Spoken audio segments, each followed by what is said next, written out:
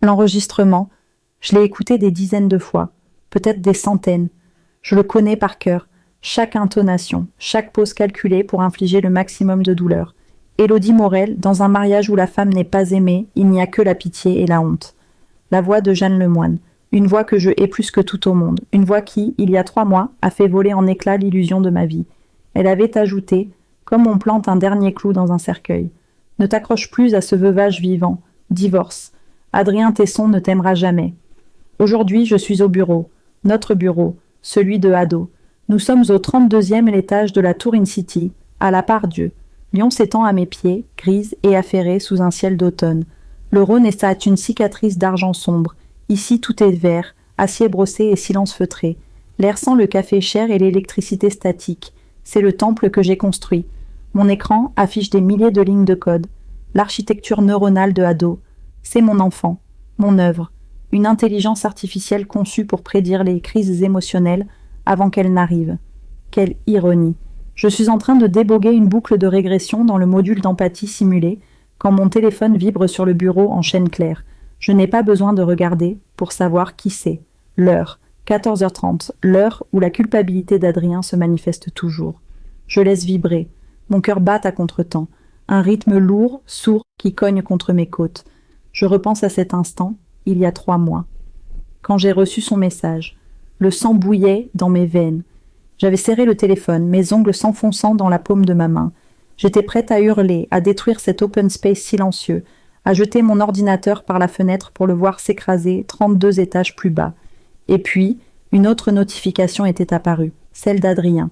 Je l'avais lue, le souffle coupé par le poison de Jeanne. Élodie, le système Haddo est en phase de test. Ces jours-ci, je suis débordée. Je ne pourrai pas aller au cinéma avec toi ce week-end. Sors avec tes amis, d'accord? Quand Haddo sera officiellement lancé, je t'emmènerai à Nice. Nice, pas la France. Il avait écrit en France, comme un étranger. Une faute de frappe? Non, un lapsus. Il pensait déjà à ailleurs. À elle. J'avais souri. Un sourire froid qui n'avait pas atteint mes yeux. J'avais regardé mon reflet dans l'écran éteint. Le visage d'Élodie Morel. L'épouse idéale, docile, discrète, intelligente mais pas menaçante. La femme stable. 10 minutes plus tard, j'avais répondu doucement.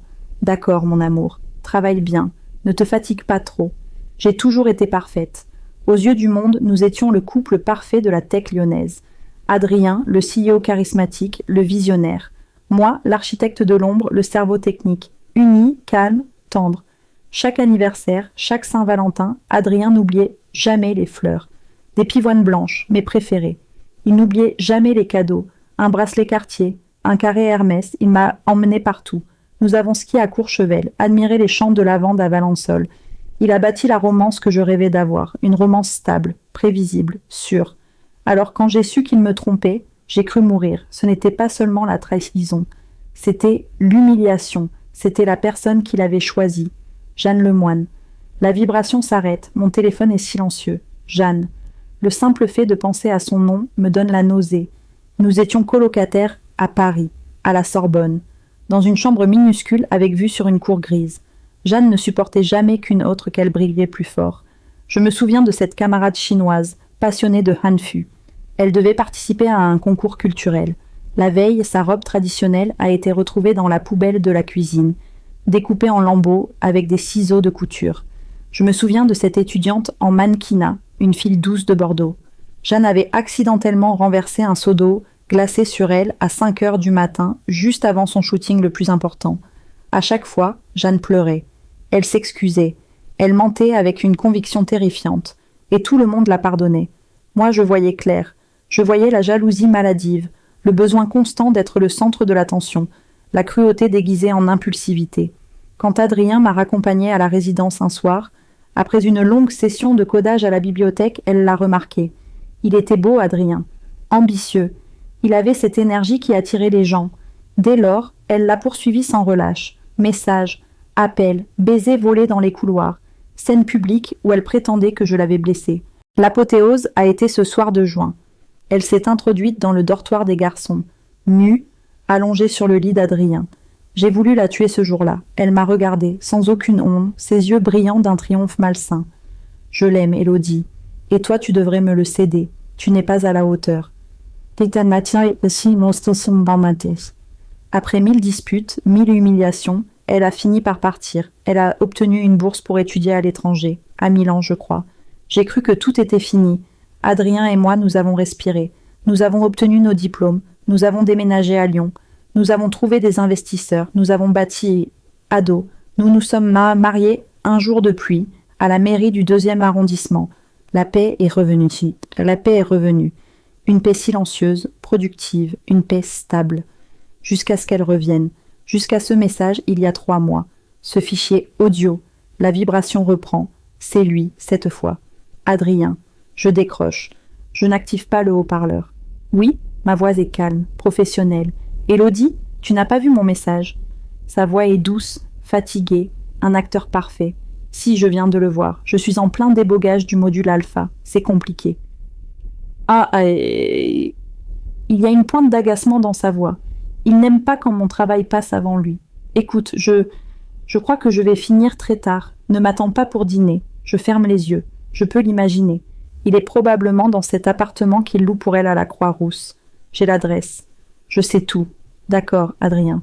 Tu es sûr que ça va? Tu as l'air distante. Je rouvre les yeux. Je regarde le code sur mon écran. Je suis juste concentrée, c'est tout. Ado est en phase critique. C'est la vérité. Oui, tu as raison. Il semble soulagé. Soulagé que je me réfugie dans le travail. C'est ce qu'il attend de moi. La femme stable. Bon, je te laisse. À plus tard. À plus tard. Je raccroche. Je ne raccroche pas. Je pose le téléphone sur le bureau. L'appel est toujours en cours. Il a oublié de raccrocher. Ou il l'a fait exprès. Non, il a juste été négligent. Et j'entends. Un silence. Un bruit de tissu. Et puis sa voix, changée, plus légère, presque enjouée. C'était elle, la voix de Jeanne. Oui, elle est coincée dans son code, comme d'habitude. Pauvre petite chose, elle ne se doute de rien? Rien, elle me fait une confiance aveugle. C'est pratique, non? Un rire léger, le bruit d'un baiser. Tu es sûr pour ce soir? La présentation aux investisseurs de Zurich? Absolument. Je leur ai dit qu'Élodie était malade, une migraine. Je vais présenter seule. Et après, nous fêterons ça. J'ai hâte. L'appel se coupe enfin. Je reste immobile. Le sang n'a pas bouilli cette fois. Il est devenu glace. Une migraine. Les investisseurs de Zurich. Je vérifie mon calendrier partagé. Réunion Ado, phase 2, investisseurs Zurich. 10 Turin. Mon nom est en gris. Absente, malade. Il ne m'a même pas prévenu. Il m'a effacé de ma propre création. Je pivote lentement sur mon fauteuil ergonomique. Je regarde la ville. La rage d'il y a 3 mois était pure. C'était une blessure ouverte. Ce que je ressens maintenant est différent. C'est froid, c'est lourd, c'est une certitude absolue. Pendant 3 mois, j'ai écouté, j'ai rassemblé, j'ai observé. J'ai cru qu'il s'agissait d'une liaison, une faiblesse passagère, une erreur stupide de la quarantaine. Je comprends maintenant. Ce n'est pas une liaison, c'est un coup d'état. Il ne veut pas seulement Jeanne. Il veut Ado. Pour lui tout seul. Je me lève, je marche vers l'immense baie vitrée. Lyon est belle, vue d'ici. Ordonnée, logique. Mon reflet me regarde. Élodie Morel. L'épouse docile, la femme stable. J'ai cru que je pouvais quitter Adrien, mais pas Ado. La vérité, c'est qu'Adrien essaie de me prendre les deux. J'ai cru que mon silence était une faiblesse, une façon de préserver mon travail. Je réalise que mon silence est mon arme la plus puissante. Il pense que je suis aveugle. Il pense que je suis stupide. Il pense que je suis occupée à déboguer un module d'empathie. Je retourne à mon bureau. Je n'ouvre pas le module alpha. J'ouvre une console sécurisée. Un terminal noir que moi seul connais. J'ai construit Ado. J'ai construit ses défenses. Et j'ai construit ses portes dérobées. Je commence à taper. La colère est une émotion bruyante, Élodie. La vengeance est un algorithme. Il doit être parfait, sans bug, sans pitié. Je repense à la voix de Jeanne. Ne t'accroche plus à ce veuvage vivant. Elle a raison. Le veuvage est terminé. Le travail commence. Mon terminal sécurisé est ouvert. C'est une fenêtre noire sans interface graphique qui flotte sur l'écran principal de Ado. C'est la porte de service de l'architecte. Ma porte. Adrien pense que je ne m'occupe que du moteur. Il pense que la carrosserie, les finances, le marketing, les relations investisseurs et son océan, c'est son domaine. Il a tort. Je n'ai pas besoin de ces mots de passe administrateur. J'ai les clés du royaume. Mes doigts tapent. Les commandes sont rapides, silencieuses. Je n'enquête pas sur ces emails. C'est trop évident, trop personnel. Je m'en fiche. Je n'enquête pas sur ces messages. La douleur est une distraction que je ne peux plus me permettre. J'enquête sur les finances. J'accède aux journaux de transactions du serveur principal. pas les rapports officiels qu'il envoie au comptable, les journaux bruts, immuables. Je lance une recherche. Grep Lemoine, journal financier brut, pompe son log, mon cœur ne s'accélère même pas. Il est devenu une pierre. Une ligne apparaît, puis une autre, et une autre, des dizaines de lignes. Je remonte. La première, date 25 octobre, il y a un an dernier, un an. Et un an. Pas 3 mois. Le message de Jeanne n'était pas le début, c'était l'escalade. Objet, paiement, consultation créative, phase 1. Montant, 5 000 €. Versé à Jeanne Lemoine. Provenant de ado, budget R&D, dépenses exceptionnelles.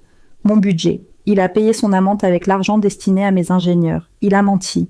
Pas seulement sur le cinéma ce week-end, pas seulement sur la réunion de Zurich. Il a menti pendant 365 jours. L'image de l'université me revient, si violemment que je dois fermer les yeux. Paris, la Sorbonne, nous n'étions pas à Lyon alors. Nous étions jeunes, pleins d'une ambition grise et studieuse. Nous étions 3 dans cette chambre de bonne transformée en logement étudiant. Moi, Jeanne et une étudiante en échange de Shanghai, mais May était douce, brillante. Elle se préparait pour le gala culturel de l'université. Elle avait passé des mois à confectionner un amph, une robe traditionnelle d'une beauté incroyable, rouge et or, cousue à la main. Elle nous l'avait montré, ses joues rouges d'excitation. La veille du gala, nous sommes rentrés. La chambre sentait l'encre de Chine. La robe n'était plus une robe, elle était en lambeaux. Des coups de ciseaux rageurs. Et sur la soie rouge, quelqu'un avait versé un flacon entier d'encre noire. May s'est effondrée, en silence. Jeanne était à côté de moi. Elle a porté ses mains à sa bouche, dans un cri d'horreur, parfaitement joué. Oh mon Dieu, qui a pu faire ça? C'est horrible. J'ai regardé Jeanne, j'ai regardé ses doigts. Il y avait une minuscule tache d'encre sur sa cuticule droite. Elle a pleuré. Elle a consolé May. Elle a accusé une rivale invisible. Je n'ai rien dit. J'ai vu le éclair de satisfaction pure dans ses yeux avant qu'ils ne se remplissent de larmes de crocodile. Elle ne supportait pas que May soit le centre de l'attention, ne serait-ce que pour une soirée. Puis il y a eu Adrien. Adrien et moi, c'était logique. Nous parlions le même langage, le code, l'ambition. Nous passions nos nuits à la bibliothèque à dessiner les premières ébauches de ce qui deviendrait ado. C'était une relation basée sur le respect mutuel. Une construction, stable. Jeanne a vu cette stabilité. Et elle a voulu la briser. Elle a commencé par les messages, les regards, les frôlements accidentels dans le couloir. Adrien était flatté, gêné, mais flatté. Il me disait « Elle est juste intense, ne t'en fais pas. » Et puis ce soir-là, le soir avant nos examens finaux, je cherchais Adrien pour réviser une dernière fois l'algorithmique. Je suis allée à sa chambre dans le dortoir des garçons. J'ai frappé. Pas de réponse. La porte n'était pas verrouillée. Je l'ai ouverte. Elle était là, nue. Elle n'était pas cachée sous les couvertures. Elle était assise sur le bureau d'Adrien, les jambes croisées, un sourire narquois sur les lèvres. Adrien était debout près de la fenêtre, pâle, juste en jean. Jeanne m'a regardé droit dans les yeux. Zéro honte, zéro regret. « Il est temps que tu comprennes, Élodie. » Sa voix était basse, presque douce. « Tu es l'eau tiède, il a besoin de feu. » Je suis restée figée. Je n'ai pas pleuré, je n'ai pas crié. J'ai regardé Adrien. J'ai attendu. Il a baissé les yeux, c'est la seule chose qui m'a fait mal. Il n'a pas pu soutenir mon regard. « Sors, Jeanne, a-t-il dit, sans la regarder. » Elle a ri, un rire sec. Elle s'est levée, lentement, a pris ses vêtements sur le sol et s'est habillée devant moi, sans précipitation. « Pense-y, Élodie, m'a-t-elle lancé en passant la porte. « Tu l'ennuies. » Je suis restée dans le silence de la chambre. Adrien s'est enfin tourné vers moi. Son visage était un masque de remords. « Élodie, je suis désolée. Je ne sais pas ce qui m'a pris. Elle est quoi ?» Ma voix s'était plate. « Elle est ingérable. Elle est folle. C'est trop. » Il s'est approché. Il a pris mes mains. Elles étaient glacées. « J'ai besoin de toi, Élodie. Pas d'elle. J'ai besoin de calme. J'ai besoin de construire quelque chose. Avec toi. » Il a posé son front contre le mien. « Tu es stable. Tu es réel. C'est toi que je choisis. » Et je l'ai cru. Je l'ai cru parce que je voulais le croire. J'ai cru que j'avais gagné. J'ai cru que la stabilité avait vaincu le chaos. J'ai cru que stable était un compliment. Je reviens à mon bureau, à Lyon. La Tour In City, 2025. Je regarde la date sur l'écran. Il y a un an. Un an. Stable. Je comprends maintenant. Stable n'était pas un compliment. C'était une fonction. Il ne m'a pas choisi à la place d'elle. Il m'a choisi pour le travail. Et il l'a gardé pour le chaos. Il voulait les deux. Je n'étais pas sa partenaire, j'étais son infrastructure, la fondation fiable sur laquelle il pouvait construire sa double vie. Et la colère que je devrais ressentir, elle est absente, remplacée par un froid calcul. Il m'a menti pendant 1 an. 1 an. Il a utilisé l'argent de mon projet pour financer sa maîtresse. Il a utilisé ma stabilité comme un bouclier pour cacher sa trahison. Je continue de faire défiler les transactions. Octobre, novembre, décembre, chaque mois, 5 000 €. Puis, il y a 6 mois, ça augmente. 10 000 €. Objet, consultation créative, phase 2. Puis, il y a 4 mois. Avance exceptionnelle, projet Ado Milano. 15 000 €. Il devient négligent, arrogant. Il pense que je suis tellement absorbée par mes algorithmes que je ne verrai jamais les lignes comptables. Il pense que la femme stable est aussi une femme aveugle. C'est sa première erreur. J'ouvre un autre fichier. Le calendrier partagé d'Adrien. L'archive de l'année dernière. Je croise les dates. 25 octobre. Déplacement professionnel. Milan. Novembre. Séminaire. Bruxelles. Décembre. Prospection. Berlin. Tous ces voyages où je ne pouvais pas l'accompagner. Tu dois tenir le fort. Élodie, le code n'attend pas. Il ne mentait même pas bien. Il n'en avait pas besoin. Je fais une copie de tous les journaux financiers. Je crypte le fichier. Je le transfère sur un disque dur externe que je garde dans mon sac. Il a fallu 1 an à Adrien pour construire son mensonge. Je me demande combien de temps il me faudra pour le déconstruire. Je regarde l'heure. 15h30. La réunion de Zurich est à 18h. Il pense que je suis à la maison, avec une migraine. Je commence à taper une nouvelle série de commandes. Cette fois, je n'enquête plus sur le passé. Je prépare l'avenir. Adrien pense qu'il vole mon entreprise. Il ne réalise pas qu'il est en train de me la donner. Je repense à la voix de Jeanne. Tu es l'eau tiède. Peut-être. Mais l'eau tiède, si elle est chauffée sous pression, devient de la vapeur. Et la vapeur peut faire bouger des machines, ou les faire exploser. Il est 16 heures. J'ai les journaux financiers. J'ai la preuve d'1 an de mensonges, d'1 an de vol. La réunion de Zurich est à 18 heures, dans 2 heures. Adrien pense que je suis à la maison, soignant une migraine inexistante. Il pense que je suis Élodie la stable, Élodie l'aveugle, celle qui absorbe les chocs, celle qui maintient le système en marche pendant qu'il joue avec le feu. Je ne rentre pas chez moi. Notre appartement de la presqu'île, si parfait, si lumineux, me semblerait soudain faux. Une boîte de verre vide, une scène de crime. Je reste ici, dans la tour In-City, mon véritable chez-moi. Je ferme la console de terminal, je verrouille mon poste de travail. Je me lève et je marche vers la grande salle de réunion. Elle est vide à cette heure-ci. Le mur principal est un immense tableau blanc, interactif. Je l'allume. Pendant des années, ce tableau a été couvert de nos idées. Des diagrammes d'architecture système, des modèles de flux de données, l'avenir de Ado. Aujourd'hui, je l'utilise pour autre chose. Je ne dessine pas des algorithmes. Je dessine la structure de l'entreprise. Adrien est le CEO. Je suis la CTO, la directrice technique. Sur le papier, nous sommes partenaires à 50-50. Mais je commence à tracer les lignes de pouvoir réelles. Adrien gère tous les investisseurs. Il gère le conseil d'administration. Il gère les relations publiques et la presse. Il gère les finances. Je gère le produit. Je gère l'équipe d'ingénieurs. Je gère le code. Je gère la propriété intellectuelle. Il a construit sa forteresse autour de moi. Il m'a isolée, poliment, méthodiquement. Il m'a positionnée comme la technicienne de génie, l'introvertie brillante mais incapable de gérer le vrai monde des affaires. Laisse-moi m'occuper de ça, Élodie. Tu détestes ces dîners. Concentre-toi sur le code, chérie. C'est là que tu es la meilleure. Et chacune de ces phrases, que je prenais pour de la prévenance, était une pierre de plus à ma prison. Il m'a rendu indispensable sur le plan technique, mais remplaçable sur le plan stratégique. C'est sa deuxième erreur.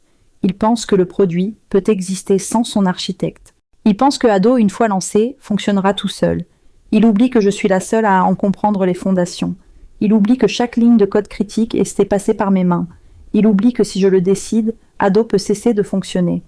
Je commence à lister les investisseurs de Zurich, puis ceux de Paris, de Londres. Je liste les membres du conseil d'administration. 2 sont ses amis d'école de commerce. 1 est un capital risqueur qui ne jure que par le charisme d'Adrien. Je suis seule. Non. Je ne suis pas seule. J'ai la vérité. Et j'ai le code. Je retourne à mon bureau. Le soleil commence à descendre, peignant le ciel de Lyon, en orange et violet. C'est l'heure où l'air devient froid. Mon téléphone vibre sur le bureau. Ce n'est pas un appel. C'est un message, un numéro que je ne connais pas. Un message multimédia. Je l'ouvre. Mon estomac se contracte. Ce n'est pas de la colère, c'est un dégoût physique, froid, la photo, Adrien. Il dort, ou du moins il a les yeux mi-clos. Sa tête repose sur les genoux de Jeanne. Il est dans cet appartement de la Croix-Rousse, celui que je paie avec mon budget R&D. Il porte la chemise bleue que je lui ai offerte pour notre anniversaire. Jeanne le regarde. Non, elle ne le regarde pas. Elle regarde l'objectif. Elle sourit. C'est un sourire de propriétaire, un sourire de triomphe. Sa main est dans les cheveux d'Adrien, possessive. Elle me regarde, moi. Elle sait que ce numéro est le mien. Elle me dit, sans un mot, « Il est à moi. Il a toujours été à moi. Tu n'étais qu'un obstacle. » Le message suivant est juste du texte. « J'espère que ta migraine va mieux. Élodie, Adrien est très fatigué. Il travaille tellement dur pour nous. » Le timestamp de la photo, 16h15, il y a moins d'une heure. Il n'était pas en train de préparer la réunion de Zurich. Il était avec elle. Toute ma vie, j'ai construit des systèmes logiques, des systèmes basés sur des règles. Si A, alors B. J'ai essayé d'appliquer cette logique à ma vie. J'ai essayé de comprendre. Pourquoi ? Pourquoi risquer Ado ? Pourquoi cette cruauté ? Pourquoi elle ? Je regarde la photo de Jeanne, son sourire arrogant. Et soudain, je comprends. Je n'ai pas besoin de comprendre. Comprendre, c'est chercher une logique dans le chaos. C'est essayer de trouver une raison à la trahison. Il n'y a pas de raison, il n'y a que des actes. Et à cet instant, je sens quelque chose se briser en moi. Ce n'est pas mon cœur. C'est la chaîne qui me liait à lui, la douleur, la rage, le besoin de demander pourquoi. Tout s'évapore, il ne reste que le froid, une clarté absolue. Quand on ne cherche plus à comprendre pourquoi ils ont trahi, c'est là qu'on est vraiment guéri. On est guéri parce qu'on s'en fiche. Ils deviennent insignifiants. Mon téléphone vibre à nouveau, 17h50. C'est lui. L'écran s'allume. Adrien Tesson. Il appelle 10 minutes avant la réunion la plus importante de notre trimestre. Il appelle depuis l'appartement de sa maîtresse. Je regarde le nom sur l'écran. Je regarde la photo de lui et Jeanne. Je regarde mon reflet dans l'écran noir. Je vois le visage d'une femme que je ne reconnais pas tout à fait. Elle n'a plus l'air stable. Elle a l'air dangereuse. Mes doigts bougent avec précision. Comme toujours, j'active l'enregistreur d'écran et audio de mon téléphone. Une habitude que j'ai prise il y a 3 mois. J'ai une collection de ces mensonges. Un de plus. Je décroche. Je prends une respiration. Ma voix doit être parfaite. Oui, Adrien, calme, douce, un peu fatiguée, l'épouse parfaite, sa voix est dynamique, pleine d'une fausse énergie. Élodie chérie, je vais entrer en réunion. Je voulais juste prendre de tes nouvelles. Tu te sens mieux ? Ta migraine ? Il joue si bien. Je joue mieux. Un peu, je murmure. Le paracétamol commence à faire effet. Ne t'inquiète pas pour moi. Je fais une pause. Concentre-toi sur Zurich. C'est important pour Ado. Fais-le pour nous. J'entends son soulagement dans sa respiration. Il a cru que je serais en colère ou triste, qu'il m'ait laissé malade. Mais non, je suis Élodie la stable. Merci. Sa voix est pleine d'une fausse tendresse qui me révulse. Tu es la meilleure. Vraiment, stable. Je savais que je pouvais compter sur toi. Stable, le mot qu'il utilise comme une bénédiction et que je sais être une insulte. Je t'appelle après. Ça risque de finir tard. Je t'aime. Bonne chance, Adrien. Je ne dis pas « je t'aime aussi ». Il ne le remarque même pas. Il raccroche. Je reste immobile dans le silence du bureau. L'enregistrement est sauvegardé. Appel Zurich, pré-réunion. Je le transfère immédiatement sur mon disque dur crypté, avec les journaux financiers. Je regarde la photo de Jeanne une dernière fois, puis je la supprime. Je n'ai pas besoin de cette photo. C'est une distraction émotionnelle. J'ai les chiffres, j'ai les enregistrements, j'ai le code. Je me tourne vers mon poste de travail. L'écran est déverrouillé. Je ferme le tableau blanc structurel. J'ouvre un nouveau document. Un fichier texte sécurisé. Je lui donne un titre. Plan de reprise. Ado V2.0. Adrien vient d'entrer dans sa réunion. Il est en train de vendre mon travail, mon avenir. Il pense qu'il est en train de me remplacer. Il ne sait pas qu'il vient de me donner les clés. D'accord, Adrien, je murmure à l'écran vide. On va jouer. Et je commence à écrire. Non pas du code, mais les règles du nouveau jeu. La nuit a été blanche. Je n'ai pas dormi. Je n'ai pas quitté la Tour In-City. J'ai passé 8 heures à disséquer l'architecture de Ado. Non pas pour l'améliorer, mais pour en comprendre chaque point de rupture, chaque dépendance. J'ai listé chaque module dont je suis la seule à détenir la clé de chiffrement. J'ai cartographié les flux de données qu'Adrien pense avoir sécurisés. Il est 6 heures du matin. Le soleil n'est pas encore levé sur Lyon. La ville est une mer de lumière sombre. Mon plan de reprise, Ado V2.0, est une ébauche. Il est logique, il est froid. Mais il lui manque quelque chose. Il lui manque le monde réel. J'ai les journaux de transactions. C'est une preuve numérique. Adrien pourra prétendre à un piratage. Il pourra dire que j'ai falsifié les logs poussés par la jalousie. Il est charismatique. Il contrôle le conseil d'administration. Ils le croiront. J'ai les enregistrements de ses appels. Il pourra dire que c'est un deepfake. Ironiquement, il utilisera la technologie même que nous créons pour se défendre. Il dira que sa femme, la génie technique, est devenue folle. J'ai besoin d'images. J'ai besoin de preuves physiques. J'ai besoin de témoins. J'ai besoin de savoir ce qu'il fait quand il n'est pas au bureau ou avec Jeanne. J'ai besoin de connaître l'étendue de son réseau, l'étendue de sa trahison. La logique du code ne suffit plus. Je dois entrer dans le monde du renseignement humain. Je fais une recherche, pas sur le réseau de l'entreprise. J'utilise un VPN sécurisé, routé à travers 3 pays, via une connexion que j'ai moi-même configurée. Enquête discrète. Lyon, spécialiste finance. Je ne cherche pas un détective privé spécialisé dans l'adultère. Je ne veux pas de photos granuleuses de baisers dans une voiture. Je cherche un chasseur. Quelqu'un qui comprend que la véritable trahison se cache dans les feuilles de calcul et les transferts de fonds, pas seulement dans les draps d'un lit. Je trouve une agence. Caliste Conseil. Le nom est subtil. Il n'y a pas de néon clignotant. Juste une adresse dans le 6e arrondissement et un numéro de téléphone crypté. Leur slogan. Nous rendons visible l'invisible. Je leur envoie un message via leur formulaire sécurisé. Demande de consultation. Concerne une diligence raisonnable interne sur un cadre supérieur. Discrétion absolue requise. La réponse est immédiate. Automatisée. Un consultant vous contactera dans les 10 minutes sur un canal sécurisé. Mon téléphone de bureau sonne, pas mon portable, mon téléphone fixe. Je décroche. Élodie Morel, la voix est féminine, grave, sans accent particulier. Je parle. Ici Caliste, nous avons reçu votre demande. Le protocole standard exige un acompte de 10 000 € pour ouvrir un dossier de ce niveau. Je sais comment fonctionne un acompte. Bien, votre demande mentionne un cadre supérieur. Cela implique une surveillance numérique et physique. Le tarif journalier est de 2 000 €, hors frais. L'argent n'est pas le problème, la discrétion l'est. La discrétion est notre produit, Madame Morel. Que cherchons-nous? Je prends une profonde inspiration. L'air du bureau est vicié. Un homme, Adrien Tesson, CEO de Ado. Je veux tout. Ses déplacements, ses rencontres, professionnelles et personnelles. Je veux savoir où il mange, avec qui il parle. Je veux un audit complet de ses dépenses réelles. Je veux savoir. Je marque une pause. Je veux savoir si Jeanne Lemoine est sa seule complice. Il y a un saint silence à l'autre bout du fil. J'entends le clic léger d'un clavier. Jeanne Lemoine, consultante créative chez Ado, résidente à la Croix-Rousse. Ils savent déjà. Bien sûr qu'ils savent. Vous avez déjà un dossier sur elle? Nous avons un dossier sur toutes les personnes qui reçoivent soudainement 10 000 € par mois d'une start-up technologique. C'est notre travail. Nous pensions que c'était vous qui enquêtiez, Madame Morel, ou plutôt, nous attendions votre appel. Un frisson me parcourt l'échine. J'ai été naïve. Alors vous savez pourquoi j'appelle.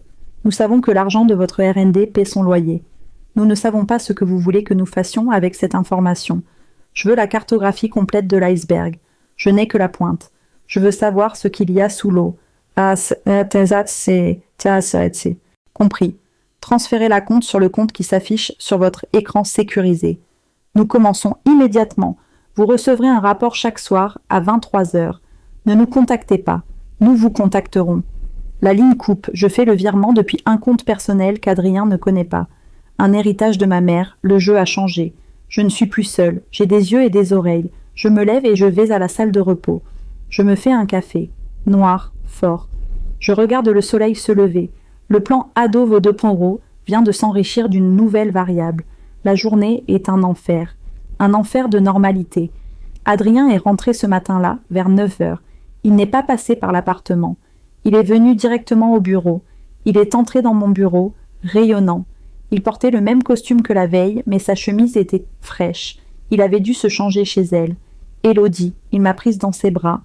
Il sentait le café frais et son parfum habituel, et sous cela, une trace infime d'une autre odeur. Un parfum floral que je ne connaissais pas. Celui de Jeanne, j'ai failli vomir, je ne l'ai pas repoussé. Je me suis laissé faire, j'ai joué la femme stable.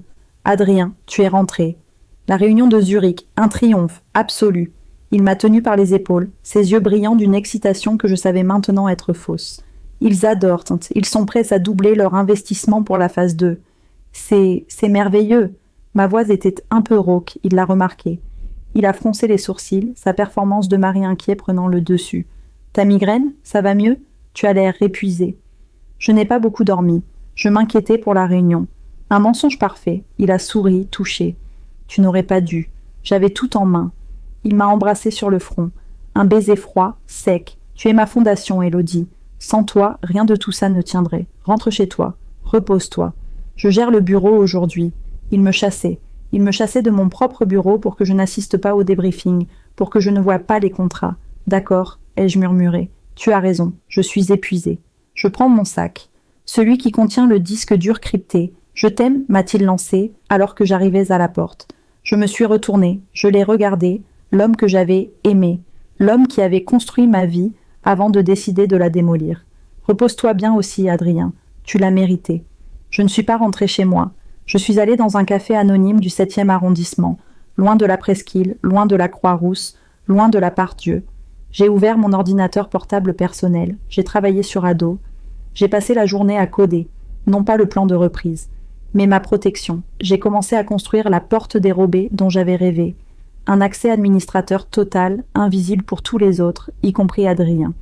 Un interrupteur principal que moi seul pourrais actionner. Je l'ai nommé module K pour Caliste. Les heures se sont écoulées. Je n'ai pas mangé. J'ai bu 4 cafés. Je devais jouer la comédie. Je devais être la femme malade, au repos à la maison. À 19h, j'ai reçu un message d'Adrien. Je finis tard. Le suivi de Zurich. Ne m'attends pas. Commande quelque chose. Je t'embrasse. Il mentait, encore. Le suivi de Zurich était terminé à midi. Je le savais. J'avais encore accès au calendrier partagé. Il allait la voir, pour fêter ça. Je suis rentrée à l'appartement. Le silence était assourdissant. Chaque objet me semblait être un accessoire de théâtre. Le canapé design, les livres d'art sur la table basse. Nos photos. Une photo de nous à Courchevel, souriant, émitouflé. Un mensonge, une photo de notre mariage. Un mensonge, j'ai pris une douche. L'eau bouillante n'arrivait pas à laver le sentiment de saleté que j'avais depuis son étreinte ce matin. J'ai attendu. 22h, 22h30, 22h59. Mon ordinateur portable, posé sur la table de la cuisine, a émis un son discret. Nouvel email. Canal sécurisé. 2. K. Objet. Rapport journalier. 01. J'ai ouvert le fichier crypté. Ce n'était pas un simple rapport. C'était une chronologie. 09h30. Sujet. Adrien Tesson quitte la Tour In-City. 09h45. Sujet arrive à l'appartement, 12 rue de la Terrasse, Croix-Rousse, appartement de Jeanne Lemoine. 12h15. Sujet et associé. Jeanne Lemoine. Quitte l'appartement. 12h35. Déjeuner au Bocuse d'Or. Note, restaurant gastronomique, addition estimée, 750 seuras, payé par carte société, Ado, RND. Il y avait des photos nettes, prises de loin. Adrien et Jeanne, riant, buvant du champagne. Elle portait une robe rouge vif. Il la regardait avec une adoration que je n'avais jamais vue. Pas même le jour de notre mariage. Mon cœur aurait dû se briser. Il n'a pas bougé.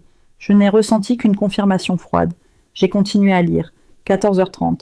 Sujet et associé retournent à l'appartement de la Croix-Rousse. 16h. L'associé, Lemoine, quitte l'appartement. Seul. 16h10. L'associé prend un taxi.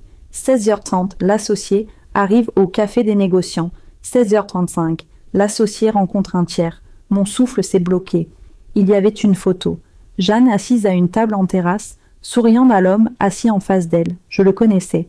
Marc-Antoine Dubois, membre du conseil d'administration de Ado, l'ami d'école de commerce d'Adrien, celui qui le soutenait en tout, celui qui m'avait toujours regardé avec un mélange de condescendance et de pitié. La petite technicienne, ce n'était pas une liaison, ce n'était pas une simple fraude financière. C'était une conspiration. Jeanne n'était pas seulement la maîtresse d'Adrien, elle était de sa complice, pour négocier avec le conseil. Pourquoi? Pour me diluer? Pour me racheter mes parts à bas prix? Pour me déclarer incompétente? Je suis retournée au début du rapport. Adrien n'était pas à la réunion avec Jeanne et Marc-Antoine. 16h, l'associé, Lemoine quitte l'appartement, seul. 16h05, le sujet, Tesson, quitte l'appartement, seul. 16h25, le sujet arrive chez le fleuriste Fleur de Lyon. Achat, pivoine blanche, 120 €, payé par carte société Ado. 16h45, le sujet arrive à l'appartement, presqu'île. Il était rentré. Il était rentré à la maison, pendant que sa maîtresse négociait sa trahison, avec son meilleur ami. Il était rentré pour me jouer la comédie. J'ai entendu la porte d'entrée. Je n'ai pas fermé l'ordinateur. Je n'ai pas bougé. Adrien est entré dans la cuisine. Il tenait un énorme bouquet de pivoines blanches, mes préférées. Il a souri, l'air fatigué mais satisfait, l'acteur parfait. « Chérie, tu es encore levée, je t'ai apporté ça, pour ta migraine. » Il s'est approché pour m'embrasser. Je l'ai regardé, j'ai regardé les fleurs, elles étaient magnifiques, et elles avaient été payées par l'argent que j'avais gagné. « Elles sont belles, Adrien, » ai-je dit, ma voix parfaitement égale. « Mais tu sais, » ai-je continué, en me levant lentement, je crois que je suis devenue allergique. Je me suis retournée et j'ai quitté la cuisine, le laissant seul avec son bouquet et son mensonge. Le plan Ado V2.0 venait de changer radicalement. Il ne s'agissait plus de le quitter. Il s'agissait de tout prendre. Le bouquet de pivoines blanches est resté dans la cuisine. Je ne l'ai pas touché. Adrien non plus. Ce matin, les fleurs magnifiques ont commencé à pencher la tête, leurs pétales s'ouvrant dans un dernier soupir silencieux. Elles empestent la pièce de leur parfum sucré et funèbre. Le silence au petit déjeuner est une lame de rasoir.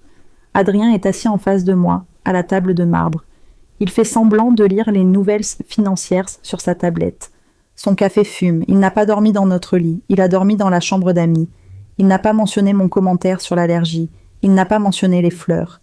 Il rompt le silence, sa voix faussement décontractée. « Élodie, j'ai réfléchi. » Je lève les yeux de ma tasse de thé vide, je ne dis rien, j'attends.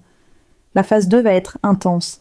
Les investisseurs de Zurich sont ravis, mais ils veulent des résultats rapides.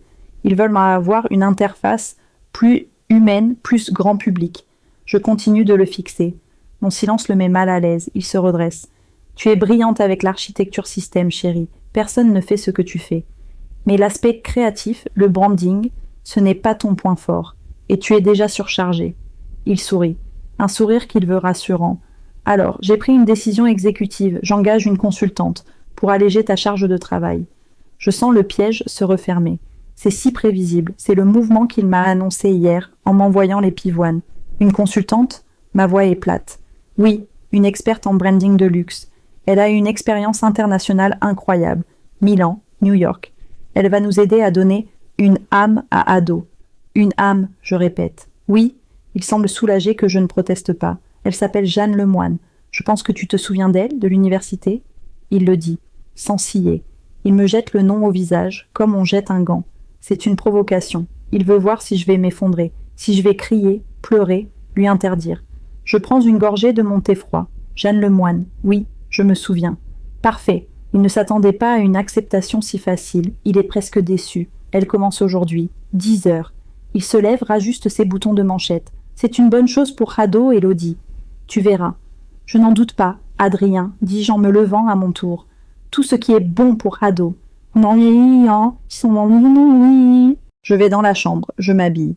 Je choisis un tailleur pantalon noir sévère, des talons bas qui ne font pas de bruit. Mes cheveux tirés en un chignon si serré qu'il me fait mal au crâne. Je mets mon armure. Aujourd'hui, la guerre n'est plus froide. Elle est déclarée. Elle arrive à 10 heures précises. Elle ne se fait pas annoncer par la réception. Adrien va la chercher lui-même à l'ascenseur. L'open space de Ado est un lieu de concentration. Le seul bruit est le cliquetis des claviers mécaniques et le murmure des ventilateurs des serveurs. La porte vitrée s'ouvre et le silence se brise. Jeanne Lemoine fait son entrée. Elle n'est pas habillée pour un bureau de technologie. Elle est habillée pour une première de film. Elle porte une robe rouge vif, la même que sur la photo de Caliste. Des talons aiguilles de 12 cm qui claquent sur le béton ciré comme des coupes de feu. Ses cheveux noirs sont lâchés, sauvages. Elle porte des lunettes de soleil. À l'intérieur, elle est un cri de couleur et de bruit dans mon monde de logique grise. Tous mes ingénieurs, mes 20 esprits les plus brillants, lèvent la tête. Adrien est à côté d'elle, rayonnant. L'équipe, sa voix est trop forte. J'aimerais vous présenter quelqu'un. Je sors de mon bureau vitré. Je reste debout, les bras croisés, à distance. Voici Jeanne Lemoine, notre nouvelle consultante créative. Il y a un flottement. Consultante créative ? Nous sommes une entreprise de deep learning. Jeanne a une expérience incroyable dans le branding de luxe à l'international, continue Adrien. Elle va nous aider à rendre Ado aussi beau qu'il est intelligent. Jeanne enlève ses lunettes de soleil, lentement. Ses yeux me cherchent immédiatement. Elle me trouve. Elle sourit. Ce n'est pas le sourire arrogant de la photo. C'est un sourire de pitié. un sourire qui dit « Regarde, je suis là, dans ton bureau, et tu ne peux rien y faire. Élodie, ma chérie, sa voix résonne. Elle traverse l'open space et vient s'écraser contre moi. Elle s'approche, ses talons claquants. Elle me prend dans ses bras, une étreinte fausse, serrée. Je reste raide. Je ne la touche pas. Elle recule, me regardant de haut en bas. Tu n'as pas changé, toujours si sérieuse. Tu devrais porter plus de couleurs. Le noir te vieillit. C'est une attaque, directe, devant mon équipe. Je ne réagis pas. Bienvenue chez Ado, Jeanne. J'espère que ton expertise sera à la hauteur de ta réputation. Je me tourne vers Adrien. Adrien, tu avais prévu une réunion de lancement pour Jeanne. Ma salle de conférence. À 10h30, nous y sommes. Je me retourne et je marche vers la salle de conférence. Je l'ai entendu retenir son souffle, furieuse que je lui ai coupé l'herbe sous le pied.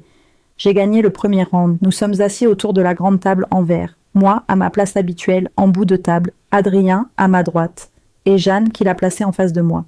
Deux de mes ingénieurs principaux, Léo et Camille, sont là. Ils ont l'air profondément mal à l'aise. Adrien ouvre la réunion. Bien, Jeanne, comme je te l'expliquais, Élodie et son équipe ont bâti une IA incroyable. Mais il me regarde. L'interface est encore très technique. Il affiche l'interface actuelle de Ado sur l'écran principal. Elle est minimaliste, grise, blanche, avec des touches de bleu électrique, des graphiques de données pures. Elle est fonctionnelle, elle est rapide. Jeanne pousse un petit rire de dédain. Oh mon Dieu! Adrien, tu ne m'avais pas dit que c'était si triste. Léo et Camille se crispent. Ils ont passé 6 mois sur cette interface. C'est froid, continue Jeanne en se penchant en avant. C'est clinique, c'est comme un hôpital. On dirait que ça a été conçu par un comptable. Elle me regarde droit dans les yeux. Élodie, chérie, c'est brillant, je suis sûre, mais ça n'a pas d'âme, c'est comme toi. Le silence dans la salle est total. Léo ouvre la bouche, puis la referme. Adrien sourit, mal à l'aise. Jeanne, c'est justement pour ça que tu es là. Quelles sont tes idées? Des idées? Elle rit. J'ai des visions. Elle se lève. Elle marche vers l'écran. D'abord, ces couleurs. Horribles. Il faut du chaud. Il faut de la passion. Je vois du rose scintillant, et peut-être une touche de doré. Léo fronce les sourcils. Du rose scintillant, pour une application d'analyse de données neuronales? Exactement, dit Jeanne comme s'il était idiot. Il faut dédramatiser. Quand l'IA vous parle, elle devrait avoir une voix sexy. Et peut-être qu'elle pourrait vous envoyer un son de baiser. Camille, notre ingénieur UA/UX, semble sur le point de s'étouffer. Un son de baiser? Oui, Jeanne claque des doigts. Et des emojis, partout. Quand Ado détecte que vous êtes triste, il devrait envoyer un emoji qui pleure, puis un emoji cœur. Il faut que ce soit vivant. Elle fait les 100 pas, sa performance battant son plein. Ce que vous avez fait, dit-elle en me pointant du doigt, c'est une machine. Moi, je vais en faire une amie, une meilleure amie, une amante peut-être. Elle termine sa tirade, les bras ouverts, attendant les applaudissements. Léo et Camille me regardent, horrifiés. Ils attendent que je la détruise. Adrien me regarde, un sourire narquois. Il attend que je craque, que je crie, que je perde le contrôle. Je suis restée silencieuse pendant toute sa performance. Mon visage est sans neutre. Mon ordinateur portable est ouvert devant moi. J'ai pris des notes. Je lève les yeux. Mon regard croise celui de Jeanne. Il n'y a pas de colère dans mes yeux. Il n'y a rien. Merci, Jeanne, dis-je, ma voix parfaitement calme. C'est visionnaire. Elle est surprise par mon calme. Je continue en regardant mes notes. J'ai juste quelques questions logistiques pour l'implémentation. Je me tourne vers elle. Pour le rose scintillant, pourriez-vous fournir à Camille les codes hexadécimaux exacts? Nous devons nous assurer que le contraste est conforme aux normes d'accessibilité pour les malvoyants. Jeanne cligne des yeux. Les codes? Quoi? Hexadécimaux. Les codes couleurs. Et pour l'animation scintillante, avez-vous une préférence pour une bibliothèque JavaScript? Ou pensions-nous à une animation CSS pure pour optimiser les performances de rendu? Je n'attends pas sa réponse. Concernant le son de baiser. Concept intéressant. Léo, dis-je en me tournant vers mon ingénieur, quelle est la taille moyenne d'un fichier audio en MP3 de haute qualité pour ce genre de son? Léo comprend immédiatement où je veux en venir. Il sourit. Environ 1-2 mégaoctets. Élodie. Si on le précharge, cela augmentera le temps de démarrage de l'application de 3 secondes. Si on le charge à la volée, il y aura un décalage. 3 secondes, je répète, en regardant à nouveau Jeanne. Nos études montrent que nous perdons 20% des utilisateurs pour chaque seconde de chargement supplémentaire. Êtes-vous à l'aise avec une perte potentielle de 60% de notre base d'utilisateurs pour cette fonctionnalité? Le visage de Jeanne commence à rougir. Ce sont des détails. La technologie est faite de détails, Jeanne, dis-je froidement. Enfin, concernant le point le plus important, l'âme. Je la regarde fixement. Vous avez dit que mon travail n'avait pas d'âme, et que vous alliez encoder une, j'en suis ravie. C'est la percée que nous attendions tous. Je joins mes mains sur la table. Pourriez-vous, s'il vous plaît, m'envoyer un document de spécification fonctionnelle décrivant les paramètres de cette âme, afin que je puisse l'intégrer dans l'architecture neuronale. J'attendrai votre document avec impatience. Disons, avant la fin de la journée. Le silence est absolu. Jeanne est coincée. Elle est venue pour m'humilier, mais je l'ai traitée comme ce qu'elle prétend être, une professionnelle, et j'ai exposé son incompétence totale sans élever la voix. Elle est rouge de rage. Vous êtes insupportable. Vous essayez de me piéger. Je vous demande simplement de faire le travail pour lequel Adrien vous a engagé, Jeanne. Adrien, hurle-t-elle en se tournant vers lui. Tu vois ce qu'elle fait? Elle me sabote. Tu avais dit qu'elle était faible. Elle a fait une erreur. Elle l'a admis. Devant mon équipe, Adrien devient pâle. Je me lève. Je crois que cette réunion est terminée. Léo, Camille, retournons au travail. Nous avons des choses sérieuses à faire. Je sors de la salle de conférence. Mes ingénieurs me suivent comme un seul homme. Je laisse Adrien seul dans la pièce, avec sa maîtresse furieuse et incompétente. Je rentre dans mon bureau, je ferme la porte. Je baisse les stores, je ne tremble pas. Je ne pleure pas. Je suis froide. Cette petite victoire est satisfaisante. Mais c'est un jeu d'enfant. La vraie guerre n'est pas dans cette salle de conférence. J'ouvre mon terminal sécurisé. J'active le module K. Jeanne est une distraction. Un chien d'attaque bruyant et stupide. Le vrai problème, c'est Adrien. Et le rapport de Calisthée d'hier soir m'a donné une nouvelle piste. La rencontre de Jeanne avec Marc-Antoine Dubois, le membre du conseil d'administration. Il ne complote pas seulement pour me voler mon mari, il complote pour me voler mon entreprise. Et la remarque d'Adrien ce matin, les investisseurs veulent des résultats rapides. Comment accélère-t-on la formation d'une IA comme Ado? Ce n'est pas possible, pas sans des années de données. Sauf si on triche. Je commence à fouiller les journaux du serveur, pas les journaux financiers cette fois, les journaux d'ingestion de données. Je cherche les grands ensembles de données que nous avons utilisés pour entraîner Ado. Ils proviennent tous de partenaires universitaires, de bases de données publiques. Tout est légal, tout est propre. Mais Adrien était impatient. Il y a 6 mois, il se plaignait que l'apprentissage était trop lent. Et soudain, il y a 4 mois, les performances de Ado ont bondi. J'ai cru que c'était grâce à mon nouvel algorithme de régression. Et si ce n'était pas ça, je fouille plus profondément, loin dans l'architecture du serveur, là où personne ne va jamais. Un répertoire caché. Il n'est même pas nommé. Il est juste une chaîne de caractères aléatoires. À l'intérieur, un seul fichier. Legacy Backup UUDET, sa taille, 450 téraoctets. C'est gigantesque. Je n'ai jamais vu ce fichier. Mon sang se glace. Je lance une requête sur l'origine de ce fichier. L'adresse IP source. Je la trace. Elle est routée à travers plusieurs serveurs en Europe de l'Est. Elle provient du marché noir. Adrien. Il n'a pas seulement volé de l'argent, il a acheté un ensemble de données massifs, des données européennes. Je lance une analyse rapide sur les premières lignes du fichier. Nom, adresse, numéro de sécurité sociale, dossiers médicaux, historique de navigation, des millions de citoyens européens. C'est une violation massive, cataclysmique du RGPD, le règlement général sur la protection des données. Si cela est découvert, ce n'est pas seulement une amende. C'est la fin de Ado. C'est la prison. Je regarde le chemin d'accès du fichier sur mon écran noir. Jeanne peut jouer à la reine dans l'open space. Elle peut porter des robes rouges et demander des sons de baiser. Cela n'a aucune importance. J'ai trouvé la bombe, j'ai trouvé le levier qui va faire sauter leur monde. Et Adrien, dans son arrogance, me l'a servi sur un plateau. Le fichier est là. Legacy Backup UUDET. 450 téraoctets de poison. Je regarde cette ligne de code comme on regarde un serpent enroulé sur soi. Un mouvement brusque et il mord. Je ne peux pas le copier sur mon disque dur. C'est trop gros. C'est trop risqué. Je ne peux pas le télécharger sur un cloud commercial. Cela laisserait une trace financière, une piste numérique qu'Adrien pourrait un jour trouver. Je dois le déplacer. Je dois créer un coffre-fort numérique, un trou noir, un endroit où ces données peuvent exister sans être tracées, un endroit dont moi seul connais les coordonnées. Je commence à taper. Je loue un espace serveur, anonymement, pas à Lyon, pas en France. Je le prends en Islande via un service qui n'accepte que les crypto-monnaies. Je paie avec le même compte que j'ai utilisé pour Caliste. Puis, je commence le transfert. Ce n'est pas un simple copier-coller. Je dois le faire en morceaux. Je dois masquer le transfert de données pour qu'il ressemble à du trafic de maintenance de routine, à des sauvegardes nocturnes. J'écris un script qui prendra des jours. Il va siphonner le fichier, téraoctet par téraoctet, en le chiffrant à la volée, et l'envoyer dans le vide glacial de l'Islande. Pendant que le script s'exécute en arrière-plan, un l'enseignement numérique, je retourne à mon module K. Ma porte dérobée. Ce n'est plus une simple porte. C'est en train de devenir une salle de contrôle. Adrien a utilisé ces données illégales pour apprendre à ado. Il a forcé l'IA à se nourrir de vie privée, de secrets médicaux. Mon module K va faire le contraire. Je le programme pour exposer ces données. Je vais lier le cœur de ado à ce fichier toxique.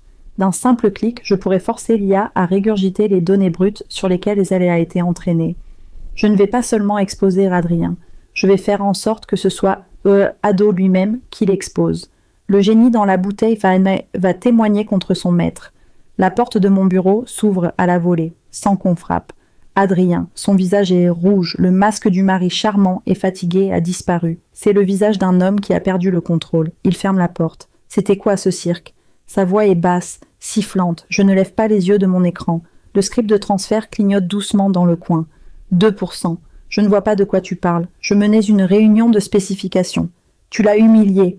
Il frappe sa main sur mon bureau. Tu l'as humilié devant ton équipe.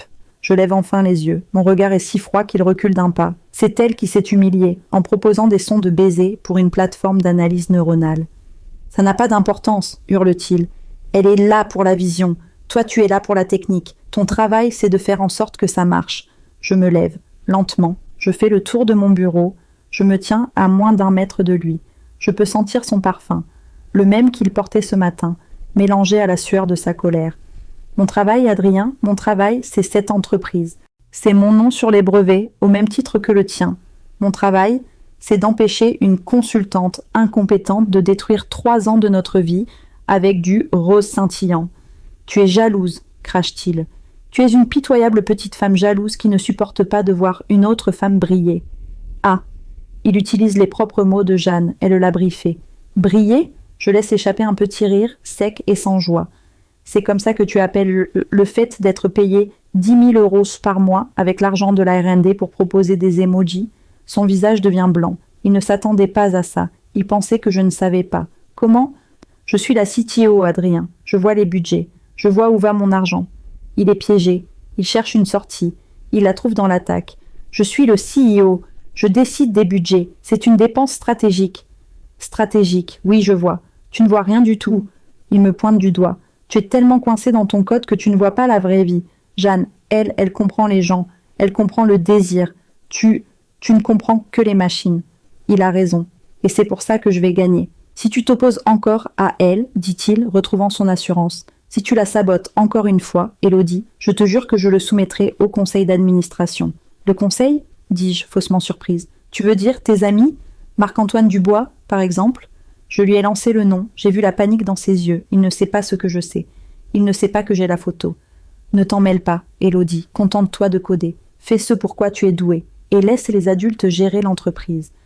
Il s'en sent en décide son. Il se retourne et sort de mon bureau, claquant la porte si fort que le verre tremble. Je reste immobile. Il m'a menacé. Il m'a menacé avec le conseil d'administration. Il vient d'accélérer son propre calendrier de destruction. Je retourne à mon bureau. Le transfert est à 4%. La journée se termine dans une tension électrique. L'open space est silencieux. Léo et Camille n'osent pas me regarder, mais je sens leur soutien. Jeanne n'est pas revenue de la salle de conférence. Elle a quitté le bureau juste après Adrien. Je suis la dernière à partir. Je rentre à l'appartement. Les pivoines mortes sont toujours sur la table de la cuisine. Adrien n'est pas là. Je n'attends pas. Je m'assois dans le salon sombre. Je n'allume pas les lumières. Mon téléphone est posé sur la table basse. À 23 heures précises, il vibre. Le rapport de Caliste. 20 heures, le sujet Tesson et l'associé, le moine, dînent au Fourvière Hôtel. Ambiance tendue. 21h30. Le sujet quitte l'hôtel, seul. 21h150. Le sujet rencontre un tiers au Cercle de l'Union, un club privé. Le tiers, Marc-Antoine Dubois. Ils ne se cachent même plus. Ils sont passés de la terrasse d'un café public à un club privé. Voix d'Adrien. Elle devient un problème, elle fouine, elle a mentionné les budgets. Voix de Dubois. Je t'avais prévenu, tu ne peux pas mélanger ça et les affaires. Voix d'Adrien. J'ai besoin que tu convoques une réunion extraordinaire du Conseil. Il faut la neutraliser. On utilise le prétexte de sa maladie, son instabilité, la migraine de l'autre jour. Voix de Dubois. Ça ne suffira pas. Il faut quelque chose de plus, une faute. Voix d'Adrien. Laissez-moi faire, Jeanne a une idée. L'enregistrement se coupe, je reste assise dans le noir. Ils ne vont pas seulement me virer, ils vont essayer de me détruire, de me faire passer pour folle, pour incompétente. Jeanne a une idée pour me faire commettre une faute. Je regarde mon ordinateur portable, toujours connecté au serveur de la tour. Le transfert de données clignote, 15%. Je retourne à mon code, module K. Il ne suffit pas d'exposer les données, il faut que ce soit irréfutable. Je commence à intégrer une nouvelle fonction. Une fonction qui liera le module K à l'interface publique. Quand j'appuierai sur le bouton, ce ne sera pas moi qui accuserai Adrien. Ce sera Ado. L'IA affichera en message sur l'écran principal. Pour les investisseurs, pour la presse, le message dira « Alerte système, violation critique du RGPD détectée, début de la purge des données sources illégales » et il commencera à afficher ligne par ligne les noms, les adresses, les dossiers médicaux qu'Adrien a acheté. Il ne pourra pas dire que c'est moi. Il ne pourra pas dire que c'est un piratage. Ce sera sa propre création qui le dévorera. Je tape, mes doigts volant sur le clavier. La logique est parfaite. Adrien veut une faute. Je lui en donnerai une, mais ce ne sera pas la mienne. Je ne suis plus la femme stable. Je ne suis plus la victime. Je suis l'architecte. Et je viens de poser la dernière charge de démolition. Les jours qui suivent sont un jeu d'ombre. L'atmosphère au bureau de Ado est devenue irrespirable. C'est un champ de mine. Jeanne Lemoine revient. Son humiliation s'est transformée en une arrogance glaciale. Elle a compris qu'elle ne pouvait pas me battre sur le terrain de la logique. Elle essaie donc de me détruire sur celui de l'émotion. Elle a installé un bureau, pas un poste de travail dans l'open space. Un vrai bureau, avec des murs de verre juste en face du mien. Comme une reine installant son trône en face de sa rivale. Elle l'a décoré. Elle a fait enlever le mobilier de bureau, standard. À la place, il y a un canapé en velours rose, une lampe avec des plumes, un diffuseur d'huiles essentielles qui empeste le couloir d'une odeur écœurante d'ylang-ylang et de patchouli. Mes ingénieurs doivent passer devant ce boudoir pour venir me voir. Elle ne travaille pas. Elle reçoit, elle commande des déjeuners hors de prix et les mange sur sa table basse en laiton, riant bruyamment au téléphone. Elle fait venir des influenceurs pour discuter de la vibe de Ado et elle me regarde constamment. À travers le verre, elle me sourit. Adrien, lui, est devenu l'ombre de lui-même. Il a abandonné toute prétention de tendresse. Il est purement transactionnel. Il ne rentre presque plus à l'appartement. Les pivoines mortes ont finalement été jetées par la femme de ménage qui nous a regardés avec pitié. Il m'évite au bureau, ne me parlant que par email laconique.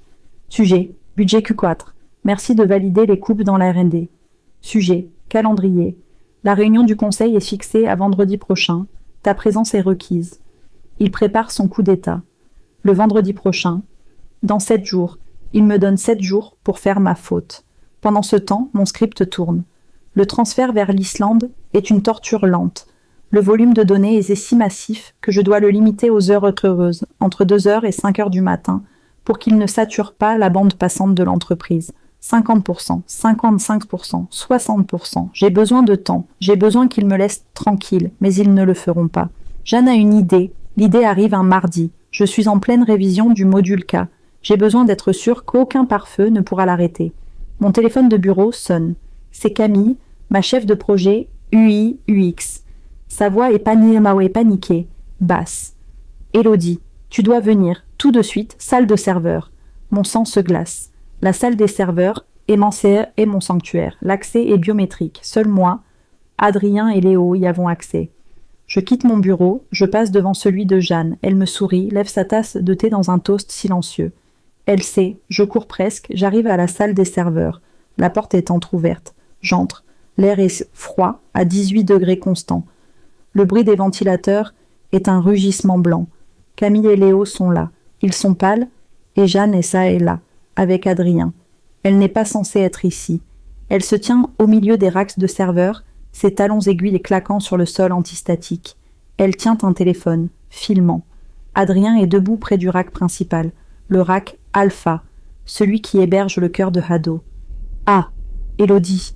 dit Adrien, sa voix presque décontractée. « Tu tombes bien. Bon, que faites-vous » Ma voix est plus dure que l'acier. « Camille, Léo, sortez. »« Adrien, pourquoi la porte est-elle ouverte ? Jeanne, tu n'as pas l'autorisation d'être ici. »« Oh, tais-toi un peu avec tes règles, » ricane Jeanne en continuant de filmer. « On est en train de régler ton dernier problème. » Adrien se tourne vers moi. « Il y a un problème de performance, Élodie. Ado est lent. Les investisseurs se plaignent. Ado n'est pas lent. Il fonctionne parfaitement selon les spécifications. »« Il est lent, » coupe Adrien. « Et j'ai trouvé pourquoi. Tu as surchargé le système. Trop de sauvegarde, trop de redondance. Tu es trop prudente. »« Je comprends. »« Adrien, dis-je, ma voix baissant d'un octave. Ne touche à rien. » Il se tourne vers le rack. Il a une clé USB à la main. J'ai demandé à Jeanne de m'aider à faire un peu de ménage. C'est une blague ? Je m'avance. Elle ne sait même pas ce qu'est un système de fichiers. Elle sait ce qui est inutile, dit Adrien, comme ce fichier par exemple. Il montre une interface sur un moniteur de service. Legacy, Backup, EU, Panday. Mon cœur s'arrête. Non, il ne peut pas. Il ne peut pas être aussi stupide. C'est toi qui l'as mis là, n'est-ce pas ? Dis-je, essayant de gagner du temps. Non, c'est toi, dit Adrien. Tu l'as trouvé, n'est-ce pas ? Mon fichier. Notre assurance. Il sourit. Tu as dû le trouver en fouinant. Il sait que je sais. Et tu as essayé de le copier, continue-t-il. C'est ça qui ralentit tout. Ton script de transfert. Je l'ai vu. Tu essaies de voler la propriété de l'entreprise. Il a retourné la situation contre moi. La faute. Il a retourné la pensée. Il m'accuse de voler le fichier, même qu'il a acheté illégalement. Et maintenant, dit-il, son sourire devenant cruel, nous allons régler ça. Il insère la clé USB. Adrien, non, je crie. Ce n'est pas un vol, c'est une preuve, c'est illégal. C'est Ado. Il tape quelque chose. C'est l'avenir, et tu ne vas pas le gâcher. Jeanne filme toute la scène. Mon visage horrifié, m'écrie. Qu'est-ce que tu fais ? Je suis à côté de lui. Je supprime le fichier original, dit-il calmement. Et je supprime ton script, et je te bloque l'accès au serveur. Tu es suspendu, Élodie, pour tentative de vol de propriété intellectuelle. Legacy Backup, EU.date, suppression en cours. Je le regarde, abasourdi. Je le regarde lui, l'homme que j'ai aimé, en train de détruire la preuve de son crime, et m'accusant en même temps. Jeanne filme mon visage, mon silence, ma défaite. C'est une faute grave, Élodie, dit Adrien, comme un professeur. Le conseil d'administration va adorer ça. Tu es fini ? Il retire la clé USB. Tu peux vider ton bureau. Il me pousse légèrement pour passer. Jeanne s'approche de moi, son téléphone toujours pointé. Alors, l'eau tiède ? Murmure-t-elle, son visage déformé par le triomphe. On dirait que tu viens de t'évaporer. Elle rit et suit Adrien. Je suis seule dans la salle des serveurs. Le silence est revenu, seulement troublé par le rugissement des ventilateurs. Je regarde le moniteur. Suppression terminée. Le fichier de 450 téraoctets. Disparu. Mon script de transfert. Tué. Mon accès administrateur. Révoqué. Ils ont gagné. Je m'appuie contre un rack. Je respire l'air froid. Je devrais être détruite. Je devrais être en larmes. Mais je ne le suis pas. Je suis calme. Je sors mon téléphone personnel de ma poche. Je regarde les barres de progression. Le transfert vers l'Islande. Il n'est pas à 100%. Il n'est pas à 80%. Il est à 62%. Mon script a été tué avant d'avoir fini. Je n'ai pas le fichier complet. Adrien n'a pas seulement supprimé l'original. Il a détruit ma copie. Je n'ai plus la bombe. Ils ont vraiment gagné. Je ferme les yeux. Legacy Backup, EU, date. Le fichier est parti. Mais est-ce que j'ai vraiment besoin du fichier ? J'ai passé des jours à coder le module K. Le module K n'est pas un simple lien vers le fichier.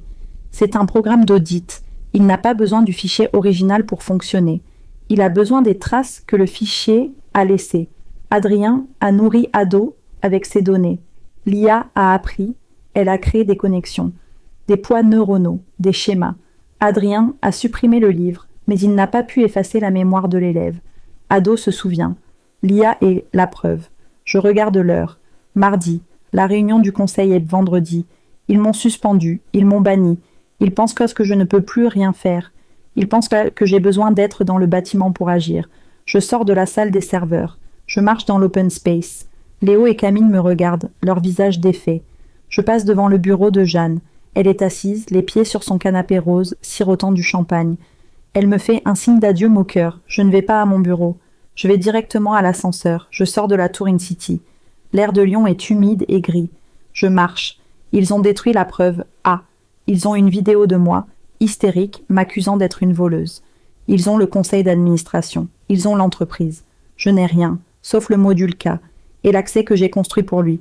Je n'ai pas besoin d'être dans le bâtiment. J'ai loué un serveur en Islande, et de ce serveur, je peux toujours accéder à ma porte dérobée. Ils ne m'ont pas coupé du système.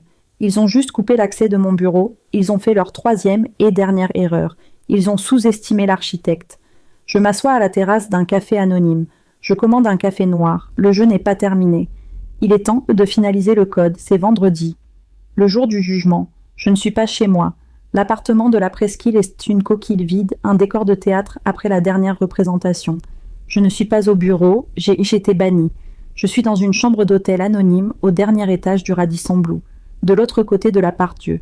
De ma fenêtre, je peux voir la tour In-City. Mon bureau, le nid de vipère. La chambre est impeccable, impersonnelle. Sur le bureau, il n'y a pas d'effet personnel. Juste 3 ordinateurs portables, alignés comme des soldats. Le premier est connecté à mon serveur en Islande. Une console noire est ouverte. Le module K est prêt. Il attend mes ordres. Le deuxième est un canal de communication sécurisé avec Callisté. Le troisième diffuse un flux vidéo. Il est 09h58. L'agence Caliste a tenu sa promesse. Un de leurs agents, déguisé en technicien de maintenance, a remplacé le projecteur de la salle de conférence principale hier soir.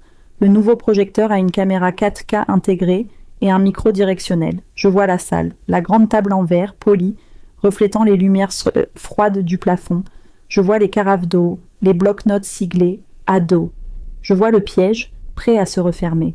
Sur mon téléphone personnel, je vérifie un email que j'ai envoyé il y a 2 jours, juste après ma suspension. Il était adressé à Hélène Duval, la journaliste d'investigation la plus redoutée de Paris, celle qui a fait tomber 2 PDG du CAC 40 pour des scandales de données. Le sujet de mon email était simple. Preuve irréfutable de la plus grande violation du RGPD en France. Salle de conférence Ado, Lyon.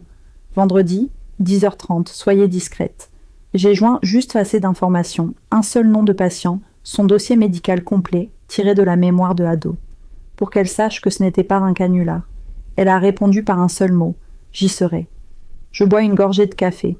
Il est noir et froid. Je suis prête. 10h01. La porte de la salle de conférence s'ouvre. Je les vois entrer. Marc-Antoine Dubois, le membre du conseil, l'ami traître. Il a l'air grave, important.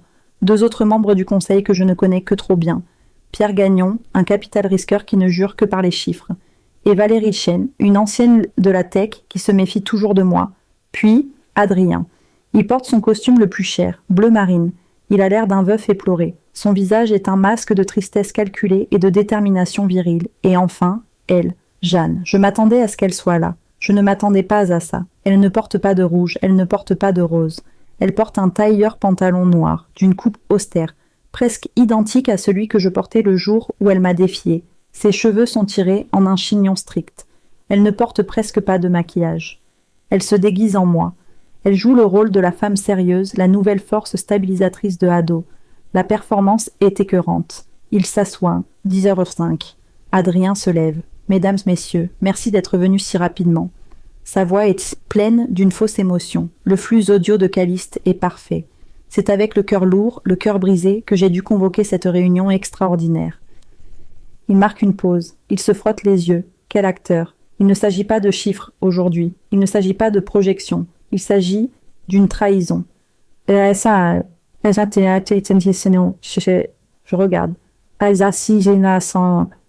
Aura l'air d'impassible. Élodie, ma femme, notre CTO. Il secoue la tête. J'ai peur qu'elle ait succombé à la pression. Depuis des mois, je la vois lutter. Elle est devenue erratique, paranoïaque. Nous avons tous remarqué, intervient Valérie Chen. Elle était très agressive lors de la dernière revue trimestrielle. Jeanne baisse la tête, humblement. La salope. Malheureusement, continue Adrien, cela n'a fait qu'aggraver sa jalousie. Elle l'a vue comme une menace. Il lève les yeux vers le conseil.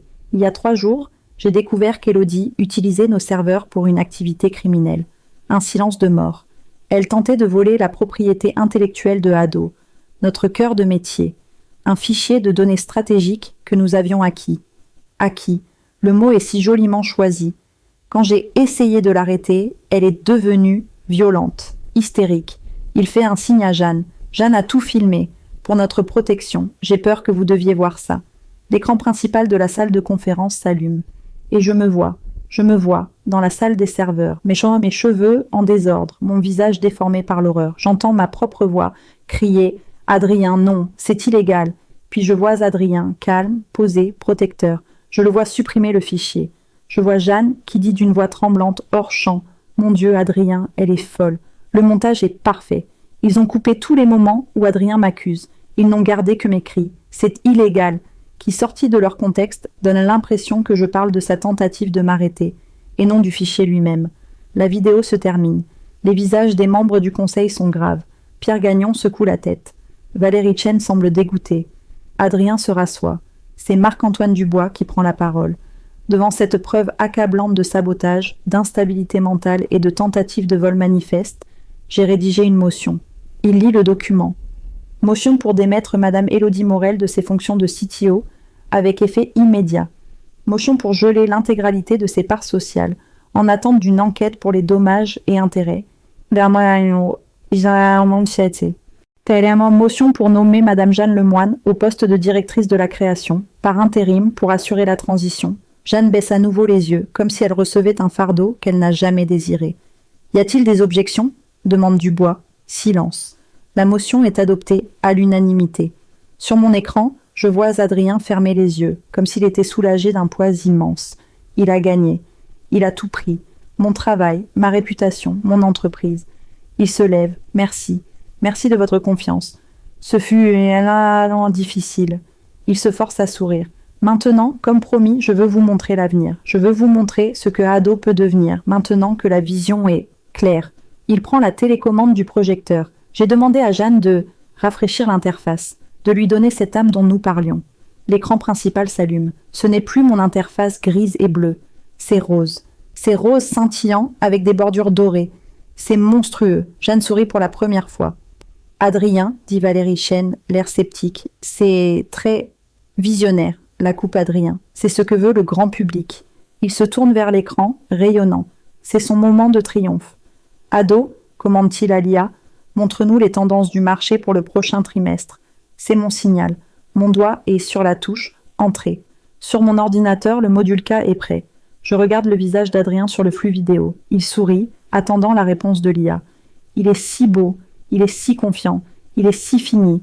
J'appuie sur la touche. Dans la salle de conférence, sur l'écran principal, l'interface rose scintillant ne montre aucun graphique. Elle clignote. Une fois, deux fois, puis elle s'éteint. L'écran devient noir. « Quoi ?» dit Adrien, sa voix perdant son assurance. « C'est juste un bug.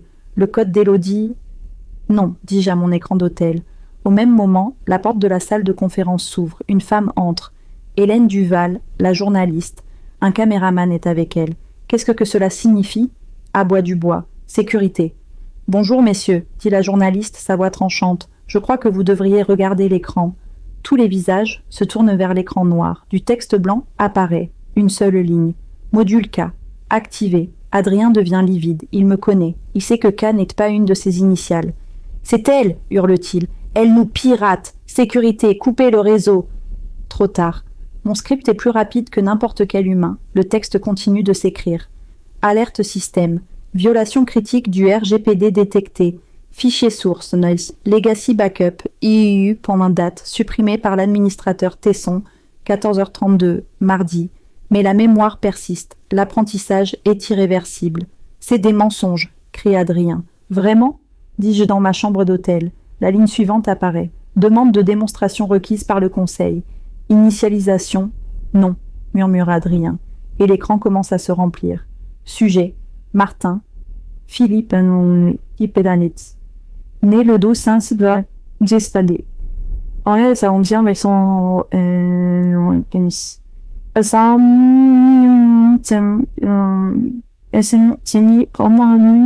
dossier 61 A 41B. Diagnostic. Dépression chronique sévère. Source Hôpital Saint-Luc, fichier 889. Historique de navigation. Traitement sans ordonnance. Méthode suicide indolore. Sujet Dubois, Marc-Antoine. Né le 04 en 11 570. Dossier 44 A51C. Marc-Antoine Dubois se lève d'un bond. Historique de transaction. Marché noir. Achat de contact. Jeunes étudiantes. Lyon. Dubois regarde l'écran, les yeux exorbités. Sujet, le moine Jeanne, né le 01 au 3 1995, dossier 11 B19F, dossier universitaire. Paris, plainté pour harcèlement, destruction de biens. Jeanne pousse un cri, et enfin, administrateur. Tesson, Adrien. Transaction, crypto. Achat de Legacy Backup UDAT, 2,2 millions. Source, en ce budget R&D, ado. Tout est ça, la salle est silencieuse. Hélène Duval et son caméraman filment les visages horrifiés du conseil. Adrien me regarde. Il ne me voit pas, mais il regarde la caméra du projecteur. Son visage n'est plus celui d'un PDG, c'est celui d'un animal piégé. Dans ma chambre d'hôtel, je me lève, je prends ma valise. Je n'ai pas besoin de voir la suite. Le spectacle est terminé. La salle de conférence est un tombeau de silence. Personne ne bouge. Les visages des membres du conseil sont figés, un mélange d'horreur et de pure incrédulité. Le caméraman d'Hélène Duval balaie la salle, capturant chaque regard vide, chaque mâchoire serrée. L'écran de Ado était toujours allumé, affichant la liste de leurs péchés en texte blanc sur fond noir. C'est un acte d'accusation numérique. Le premier à craquer est Adrien. Le masque du PDG confiant, du mari trahi, se dissout. Ce qui reste est pathétique. Non, murmure-t-il, il secoue la tête comme un enfant niant une faute évidente. Éteignez-le. Sa voix monte, aiguë, brisée. Éteignez cet écran. C'est elle, c'est Élodie, c'est un deepfake, elle a tout truqué. Il se jette sur le projecteur, essayant de l'arracher du plafond. C'est faux. Trop tard, monsieur Tesson. La voix d'Hélène Duval est froide, précise. Elle s'est approchée de la table. J'ai tout, chaque seconde. Elle se tourne vers Marc-Antoine Dubois, qui est resté pétrifié, le visage gris. Monsieur Dubois, vos transactions sur le marché noir, elles sont aussi truquées? Dubois ne répond pas. Il s'affaisse sur sa chaise, sa carrière évaporée en l'espace de 30 secondes. Valérie Chen, la membre du conseil qui s'était toujours méfiée, se lève. Elle regarde Adrien, non pas avec colère, mais avec un dégoût glacial. Vous n'avez pas seulement violé la loi, Adrien. Vous avez construit cette entreprise sur un crime. Vous avez fait de nous tous des complices. Elle sort son téléphone. J'appelle le procureur. C'est à ce moment qu'Adrien se brise vraiment. La réalité le frappe. Ce n'est pas un cauchemar, c'est la fin. Il cherche un allié, il cherche n'importe qui. Ses yeux tombent sur Jeanne, elle est restée silencieuse. Son déguisement en Élodie 2.0, le tailleur noir, le chignon strict, est maintenant une parodie. Elle a vu son propre nom sur l'écran. Elle a vu ses dossiers universitaires, ses plaintes pour harcèlement. Il l'a exposée, elle aussi. Jeanne. Il s'accroche à elle, la dernière bouée. Dis-leur. Dis-leur que c'est elle la folle. C'était ton idée. Dis-leur. Il la saisit par le bras. Tu m'as dit de le faire. Tu m'as dit de la détruire. Il la jette sous le bus. C'est sa nature. L'égoïsme à l'état pur. Jeanne Lemoine le regarde. Elle le regarde lui, l'homme pour qui elle a tout risqué. L'homme qu'elle pensait contrôler. Il n'y a pas d'amour dans ses yeux. Il n'y a pas de peur. Il n'y a que du mépris. Un mépris si profond, si absolu, qu'il est presque magnifique. Elle ne dit rien. Lentement, méthodiquement, elle en enlève la veste de tailleur noir. Le costume d'Élodie. En dessous, elle porte un chemisier en soie, rouge sang. Sa vraie couleur, elle jette la veste noire sur le sol, aux pieds d'Adrien. Tu n'as jamais été le feu, Adrien. Sa voix est un murmure venimeux que le micro de la journaliste capte parfaitement. Tu n'étais que la fumée. Elle se retourne, elle rajuste son chignon, et elle quitte la salle de conférence. Elle passe devant Hélène Duval, devant le caméraman, devant les membres du conseil horrifiés, la tête haute. Elle abandonne le navire, en train de couler, laissant son capitaine se noyer seul avec ses mensonges. Adrien la regarde partir, la bouche ouverte. Il est seul. Il tombe à genoux au milieu de la salle, entouré par les fantômes de ses crimes affichés à l'écran. Il commence à sangloter. Un son sec, horrible. Le son d'un roi déchu. Au même moment, de l'autre côté de la rue, les portes de l'ascenseur du Radisson Blu s'ouvrent sur le lobby. Je sors. Je n'ai pas regardé l'effondrement final. Je n'en avais pas besoin. Je n'ai pas vu Jeanne trahir Adrien. Je n'ai pas vu Adrien pleurer. Le modulka a fait son travail. Mon travail est terminé. Je marche à travers le lobby lumineux. L'air sent le café frais et le parfum discret des clients. Des gens d'affaires rient. Un couple s'enregistre. La vie continue. Ma valise roule silencieusement derrière moi. Alors que j'approche des portes vitrées, mon téléphone personnel vibre dans la poche de mon manteau. Je m'arrête. Je le sors. Ce n'est pas Caliste. Ce n'est pas un message d'alerte. C'est une notification de mon propre téléphone, un souvenir, une notification de fichier, l'enregistrement audio, celui que Jeanne m'a envoyé il y a 3 mois, le fichier qui a commencé tout ça. Je reste immobile au milieu du lobby, je le regarde. Enregistrement, Jeanne 011 M4A. Je me souviens de la première fois que je l'ai écouté. Le sang bouillant, la nausée, la sensation que le sol s'ouvrait sous mes pieds, la douleur si vive qu'elle m'avait coupé en deux. Je me souviens de toutes les nuits blanches, passées à l'écouter en boucle, essayant de comprendre. Pourquoi ? Pourquoi moi ? Pourquoi elle ? Je regarde le nom du fichier. Je le sélectionne. Mon doigt survole le bouton « Lecture ».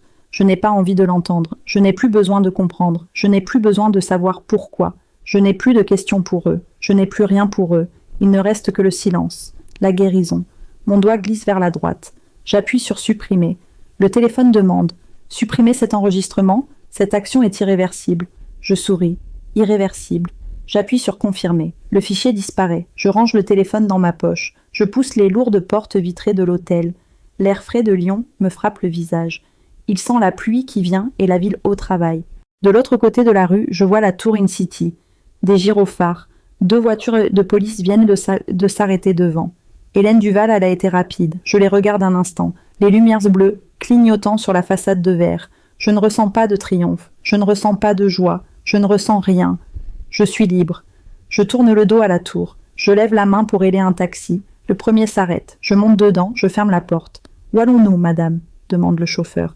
Je regarde par la fenêtre, la tour disparaissant déjà derrière un autre bâtiment. « À la gare, s'il vous plaît. Gare de Lyon-Part-Dieu. » J'ai un train à prendre. Le TGV s'est mis en mouvement avec un sifflement doux, presque poli. Je n'ai pas regardé en arrière. Lyon s'est dissoute derrière la vitre teintée. Les quais de la Part-Dieu, puis les banlieues grises, puis les champs d'un verre détrempé par l'hiver. La tour In-City, mon Olympe de verre et d'acier, ma prison, est restée visible pendant un temps surprenant. Un crayon pointé vers un ciel bas, puis elle a disparu. Je n'ai pas pleuré, je n'ai pas souri. Je me sentais vide, mais ce n'était pas un vide douloureux, c'était un vide propre. Comme une maison qui a été vidée de ses meubles, de ses tapis, de ses souvenirs, et qui attend, lavée à grande égo, que la nouvelle vie commence. Pendant des mois, j'avais été définie par la colère, par la logique de la vengeance. J'avais transformé ma douleur en un algorithme, le module K. Maintenant, le script était terminé. Le programme avait tourné, et il ne restait plus rien. Juste moi. Élodie. Une femme dans un train, sans destination précise, avec une valise contenant 3 pulls, 2 pantalons et des ordinateurs portables qui étaient maintenant des poids morts.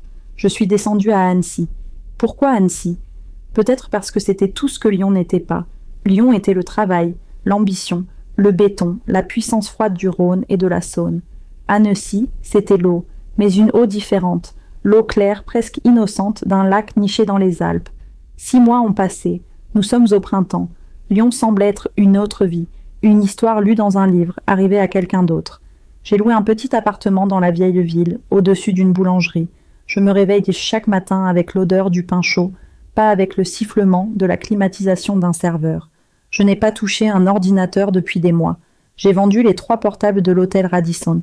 J'ai gardé juste assez d'argent pour vivre simplement, le temps de décider, le temps de guérir. Aujourd'hui, je suis assise à la terrasse du Café des Ducs, le long du canal du Thiou. Le soleil est sorti doux, les touristes ne sont pas encore arrivés en masse. J'ai un carnet de croquis sur les genoux, je ne dessine pas des architectures système. Je dessine les fleurs sur le pont des Amours. Je dessine la façon dont l'eau se reflète sous les arches du palais de l'Isle. Je n'essaie pas de construire quelque chose, j'essaye simplement de voir. Mon téléphone, un modèle simple, bon marché, vibre sur la table. Je l'ignore. Un journal est posé sur la table voisine, abandonné par un client précédent. C'est Le Monde. Je ne lis plus les nouvelles, surtout pas les nouvelles économiques. Mais le nom m'a attrapé. Haddo. Mon cœur n'a pas sursauté. Il n'a pas ralenti. Il a juste continué son rythme régulier. Curieuse, sans émotion, j'ai pris le journal. La manchette n'était pas en première page. C'était en page 9. Section Économie and Justice. L'affaire Haddo. L'épilogue. J'ai lu. L'article était sec, factuel. Adrien Tesson, ancien PDG de la start-up lyonnaise Haddo, a été condamné hier à 7 ans de prison ferme. 7 ans. Reconnu coupable de fraude aggravée, d'abus de biens sociaux et de violation massive du RGPD dans ce qui est désormais appelé le Datagate français. L'article continuait. L'entreprise Ado, autrefois valorisée à près d'1 milliard d'euros, a été placée en liquidation judiciaire il y a 2 mois. Ses actifs, principalement ses algorithmes propriétaires, ont été gelés par l'État, jugés trop dangereux pour être vendus. Mon œuvre, mon enfant, mort-né. Je n'ai ressenti aucune tristesse. J'ai continué à lire. Marc-Antoine Dubois, ancien membre du Conseil, a écopé de 2 ans de prison pour complicité et recel de données. Quant à Jeanne Lemoine, présentée par l'accusation comme l'instigatrice de la fraude financière interne, elle a été condamnée à 18 mois de prison avec sursis. Avec sursis. Elle était libre, elle s'en était sortie, du moins légalement. Je me suis souvenu de son visage, le jour de la réunion, son mépris final pour Adrien. Elle avait choisi de se sauver elle-même, comme toujours. L'article se terminait par une note étrange. Quant à la cofondatrice et architecte de l'IA, Élodie Morel, qui a révélé le scandale par un coup d'éclat technique avant de disparaître, elle n'a pas pu être contactée. Le procureur l'a saluée comme une lanceuse d'alerte cruciale. La totalité de ses parts sociales, gelées lors de la procédure, ont été perdues dans la liquidation. J'ai perdu des millions. J'ai posé le journal. J'ai bu mon café. Je m'attendais à ressentir quelque chose. De la colère que Jeanne soit libre, du triomphe qu'Adrien soit en prison, de la tristesse pour mon argent perdu. Rien. C'était juste de l'information. Des gens que j'avais connus avaient pris de mauvaises décisions et en payaient maintenant le prix. Leur histoire était terminée. Et la mienne, j'ai payé mon café, j'ai repris mon carnet de croquis. J'ai marché le long du lac. L'eau était d'un bleu presque violent aujourd'hui. Les montagnes, de l'autre côté, avaient encore des pointes de neige. Je me suis assise sur un banc, sous un arbre en fleurs. J'ai repensé à l'enregistrement. La voix de Jeanne. Dans un mariage où la femme n'est pas aimée, il n'y a que la pitié et la honte. Pendant si longtemps, j'avais essayé de comprendre. Pourquoi ? Pourquoi m'avait-il choisi, si c'était elle qu'il désirait ? Pourquoi m'avait-il menti pendant si longtemps ? Pourquoi m'avait-il trahi avec la seule personne au monde qu'il savait que je détestais ? Pourquoi je m'étais torturé l'esprit à chercher une logique dans leur chaos ? J'avais essayé de déboguer leur trahison comme si c'était un programme défectueux. J'avais cru que si je pouvais comprendre le pourquoi, je pourrais trouver la faille. Et si je trouvais la faille, je pourrais la corriger, ou à défaut, l'exploiter pour ma vengeance. J'ai regardé le lac. Je n'ai plus de questions. Je me fiche de savoir pourquoi. Je n'ai plus besoin de savoir si Adrien m'a jamais aimé. Je n'ai plus besoin de savoir si son remords était réel ou joué. Je n'ai plus besoin de savoir si Jeanne l'aimait ou si elle voulait juste gagner. Ces questions n'ont plus d'importance. J'ai regardé le journal posé à côté de moi. 7 ans, 18 mois, liquidation. Ce ne sont que des mots. Adrien n'était pas un monstre. C'était juste un homme faible, terrifié par l'échec, qui voulait tout avoir sans en payer le prix. Jeanne n'était pas le diable, c'était juste une femme vide, si désespérée d'exister qu'elle devait se nourrir de la vie des autres. Je ne leur pardonne pas. Le pardon implique qu'il y a encore une dette. Il n'y a plus de dette. Il n'y a plus rien. Je les ai laissés derrière moi. J'ai ouvert mon carnet de croquis. Quand j'ai supprimé cet enregistrement dans le lobby de l'hôtel, je n'ai pas seulement supprimé un fichier audio. J'ai supprimé le besoin de comprendre. Et c'est là, dans ce silence, dans cette indifférence paisible, que j'ai réalisé que j'étais guérie, quand on ne cherche plus à comprendre pourquoi ils ont fait ce qu'ils ont fait. Quand leur trahison n'est plus le centre de notre univers, mais juste un fait divers, en page 9 d'un vieux journal. C'est là qu'on est enfin libre. C'est là qu'on peut enfin commencer à se comprendre soi-même. Un petit garçon, courant après un ballon, a trébuché et est tombé près de mon banc. Il s'est mis à pleurer. Je n'ai pas réfléchi. J'ai posé mon carnet, je l'ai aidé à se relever. Je lui ai épousseté les genoux. « Ça va aller », lui ai-je dit en souriant. « Ce n'est qu'une éraflure. Regarde, les signes t'attendent. » Il a arrêté de pleurer. Il a hoqueté ma souris et est reparti en courant. Je l'ai regardé s'éloigner, et pour la première fois depuis des années, j'ai ressenti une joie simple, pure, une joie qui n'avait rien à voir avec le succès, ou la validation, ou la vengeance. J'ai repris mon carnet. Le soleil commençait à descendre derrière les montagnes. J'ai tourné la page, et j'ai commencé un nouveau dessin.